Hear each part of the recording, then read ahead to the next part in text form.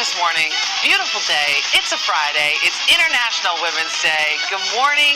You're watching Breakfast Television. I am Meredith Shaw. This is Sid Sixero, and we're so glad that you're tuned in. Hi. Happy Friday. Happy Friday. You look great. Thank you. Well, Stephanie Henry told me that the color for International Women's Day is purple, and so we wore purple today. There you go. We really did, yeah. Leaned in. But no, I'm just thrilled to be here. My first International Women's Day on this show. The theme this year for International Women's Day is inclusion, inspire inclusion, which is something that is so near and dear to my heart, that I speak to a lot in the work that I do on this show and outside the show. And we're actually going to be speaking even more to that theme coming up a little later today in the show with Tracy Moore dropping by, also the editor of The Kit, Laura DeCarfel. We did an incredible project with them and the Toronto Star. You might have seen it on Saturday in the paper. Anyway, we're going to get into more of it. How could you miss it?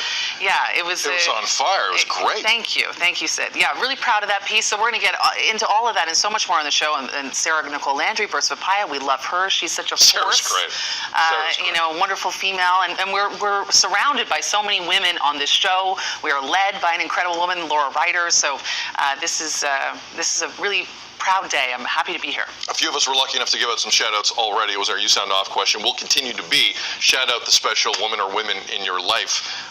Do you want to go down that road? Who would you like to shout out? Oh, gosh. Oh, my list is long. I'm so inspired by the community that has been created through this show and the shoulders I literally sit on as I sit in this chair. The women, the hosts that have come before me, I have so much respect for them in the spaces that they've created in order for me to be able to take up space and have a voice in this industry. Yeah, so to Dina and Anne and Liza, I look to you, I celebrate you today. Perfectly said. All right, let us transition now. Again, International Women's Day, a major theme today is going to continue throughout the show. I do feel like we have to hit on a little bit the hockey story. Yeah. Okay, so let me wrap this up as quickly as I can. Okay. The trade deadline of the National Hockey League is 3 o'clock Eastern today, okay? 3 p.m. Eastern. Sportsnet has you covered. Just flick it on, leave it. The Leafs don't have a lot of options here unless they want to give up pieces. They did bring in a defenseman yesterday, Joel Edmondson, who is a huge human being, 6'5", about 220 pounds. They got him in a deal with the Washington Capitals. 2 draft picks were the cost. He's 30 years old. He did win a Stanley Cup with St. Louis.